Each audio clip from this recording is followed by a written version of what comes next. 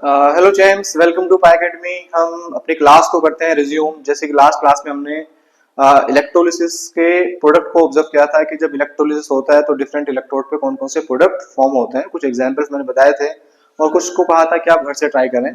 तो कुछ बच्चों ने मैसेज किया था कि सर ये नहीं हो पा रहा है, तो मैं उन्हीं को आगे थोड़ा एक्सप्लेन करना चाह रहा हूँ। आइए शुरू करते हैं आज की क्लास। देखो, यहाँ पर अगर डाइल्यूट फॉर्म में H2SO4 है और आपने कराया उसका इलेक्ट्रोलिसिस, तो एनोड और कैथोड पे क्या प्रोडक्ट फॉर्म होंगे हमें समझना है। बेटा, डाइल्यूट फॉर्म में है मतलब आपके पास समझेंगे कौन कौन सी स्पीशीज है। एक तो H2SO4 आपके पास में है।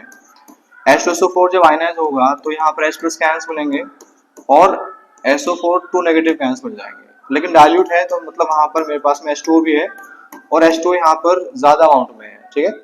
सो एक रिएक्शन एनोड पर होती है और एक रिएक्शन हमारे पास में इनोवेबल कैथोड पर होती है। इन केसेस में एनोड पॉजिटिव होता है। अगर एनोड पॉजिटिव है तो H प्लस के आयंस H प्लस के आयंस और SO4 टू नेगेटिव आयंस में से सल्फेट के आयंस आएंगे यहाँ पर। तो सल्फेट के आयंस यहाँ पर गए हैं ऑक्सीडाइज होने के लिए और टू आयंस यहाँ पर मूव करते हैं।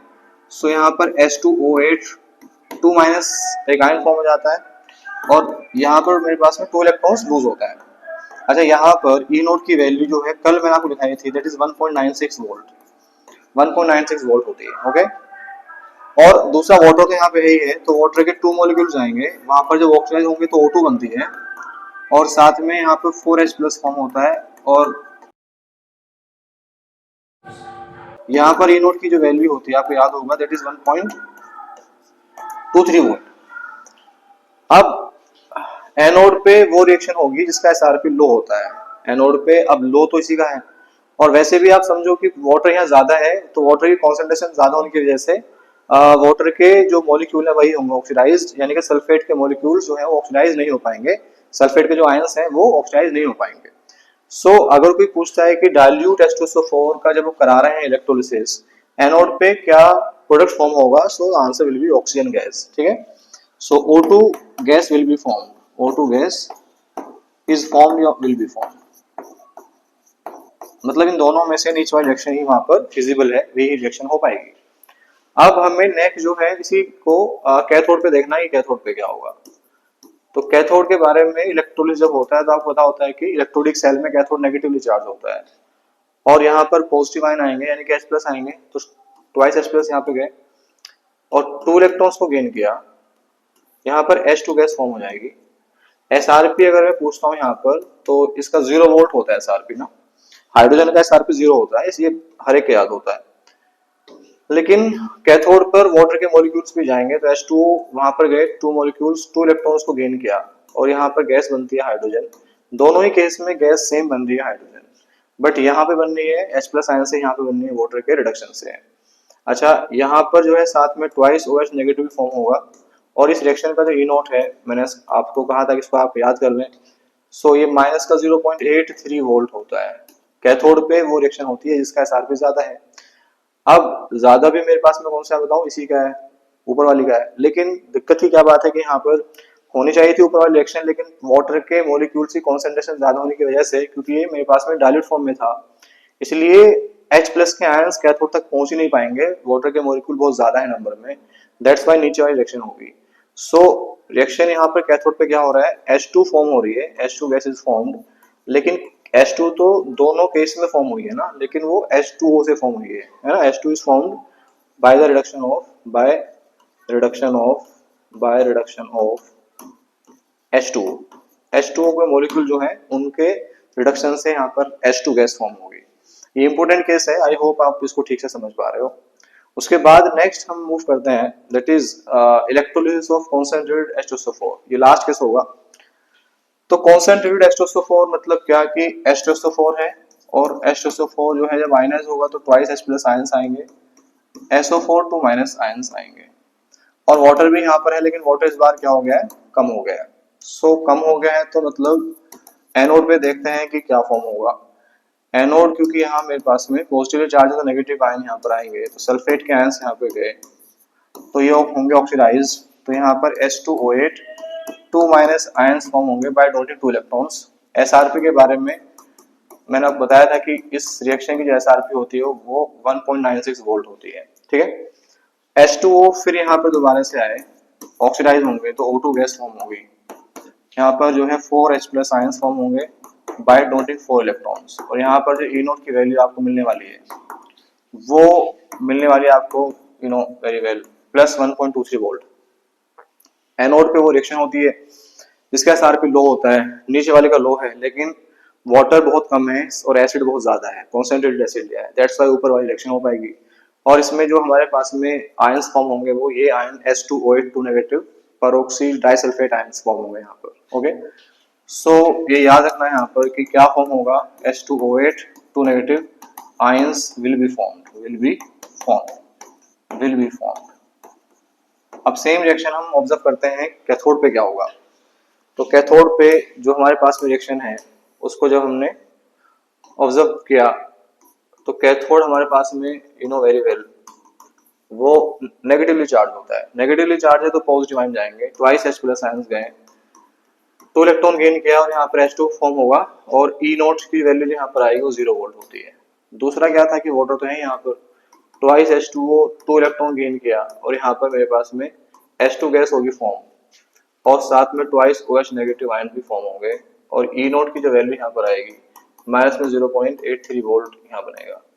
अब कैथोड पे वो रिएक्शन होती है जिसका एसआरपी ज्यादा है यानी ऊपर वाली, और ऊपर वाली वैसे भी हो पाएगी क्योंकि पानी जो है वो कम है, वाटर के मॉलिक्यूल्स कम है। सो यहाँ पर कैथोड पे मेरे पास में H2 गैस फॉर्म होगी, H2 गैस इज फॉर्म। तो हमने सारे केस लगभग किए हैं कल और आज में, मतलब 2 लगातार वीडियोस में मैं पूरा समझा चुका कि प्रोडक्ट ऑफ इलेक्ट्रोलिसिस कैसे कैसे हम ऑब्जर्व करते हैं। कुछ क्वेश्चंस हैं जो कि एनसीईआरटी में है या जो प्रीवियस ईयर में आ चुके हैं, हम उनको एक बार ट्राई कर लेते हैं। जैसे अभी हमारे पास में क्या है कि ये यहाँ पे देखते हैं, ये क्वेश्चन 2019 का बोर्ड का क्वेश्चन है। तो कैथोड और एनोड पे जब इलेक्ट्रोलिसिस हुआ है और यहाँ पे जो कंपाउंड दिया है वो एक्वस फॉर्म में NaCl है, तो कहता है कि एनोड और कैथोड पे क्या क्या फॉर्म होंगे, है ना। कैथोड पे जो रिएक्शंस हैं वो यहाँ पे उसने दिए हैं और उनके एसआरपी दिए हैं ना। माइनस में जब सोडियम बनता है तो ई नोट की वैल्यू -2.71 होती है और हाइड्रोजन जब बनती है तो ई नोट 0 वोल्ट होता है। मैं समझाया था कि कैथोड पे क्या होता है कि वो रिएक्शन होती है जिसका एसआरपी हमारे पास में ज्यादा होता है। ये माइनस में है, ये पॉजिटिव है, तो मतलब क्या होगा कि H2 फॉर्म वहां पे हो पाएगा, ठीक है, मतलब नीचे वाली रिएक्शन फिजिबल है। एनोड पे क्या होगा कि एनोड पे वो रिएक्शन होती है जिसका एसआरपी लो है, तो एसआरपी लो तो इसका है, तो वहां पे मेरे पास में O2 गैस बननी चाहिए थी, लेकिन मैं लास्ट क्लास में समझाया था आपको कि ये जो रिएक्शन है जिसमें ऑक्सीजन बन रहा है इसकी स्पीड बहुत स्लो होती है, इसको ठीक से कराने के लिए हमें ओवर पोटेंशियल की जरूरत पड़ती है। तो ओवर पोटेंशियल की वजह से O2 बन नहीं पाती तो Cl2 ही वहां पे फॉर्म होती है। सो इसका आंसर हमारे पास में क्या होगा, ऊपर वाली रिएक्शन होगी और वहां पर Cl2 गैस बनेगी।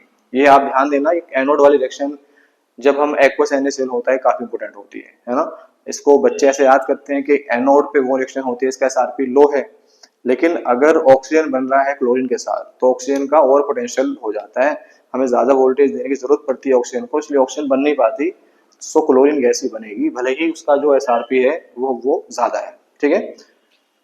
खैर आगे मूव करते हैं। एक क्वेश्चन जो है ये ए पार्ट तो अभी नहीं हो पाएगा आपसे क्योंकि अलग टॉपिक्स है। बी पार्ट, जो बी पार्ट है आप उसको ऑब्जर्व कर सकते हो। आपसे पूछा है कि इलेक्ट्रोलिसिस जब होगा तो क्या क्या फॉर्म होंगे, और यहाँ पर एक्वस फॉर्म में आपको जो है CuCl2 दिया है और ये इनके एसआरपी वगैरह उसने दी है। सो ये लास्ट क्वेश्चन होगा, फिर आप जो है एनसीईआरटी क्वेश्चन को ट्राई कर लेना। सो आपके पास में एक्वस फॉर्म में एक कंपाउंड दिया है, सोल्ट है CuCl2, ये जब आयंस में टूटेगा Cu2 प्लस के आयंस आएंगे और यहाँ पर 2 Cl नेगेटिव के आयंस आएंगे और H2O तो वहां पे था ही क्योंकि एक्वस है। हम समझते हैं कि एनोड पर क्या फॉर्म होगा।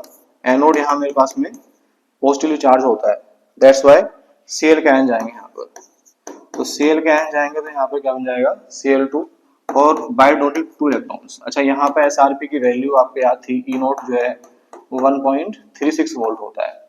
वाटर भी जाएगा यहाँ पर, तो वाटर जो है 2 मॉलिक्यूल्स जाएंगे, O2 गैस फॉर्म होगी, 4H प्लस आयन फॉर्म होंगे बाय डोनेटिंग 4 इलेक्ट्रॉन्स।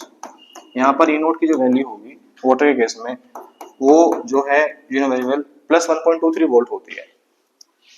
अभी बात हुई थी हमारी कि ऑक्सीजन बनना चाहिए था यहाँ पर क्योंकि इसका ई नोट कम है, एनोड पे वो रिएक्शन होती है इसका एसआरपी कम होता है, लेकिन ऑक्सीजन का ओवर पोटेंशियल ज्यादा होता है, तो ओवर पोटेंशियल की वजह से क्लोरीन बन पाएगी यहाँ पर, है ना।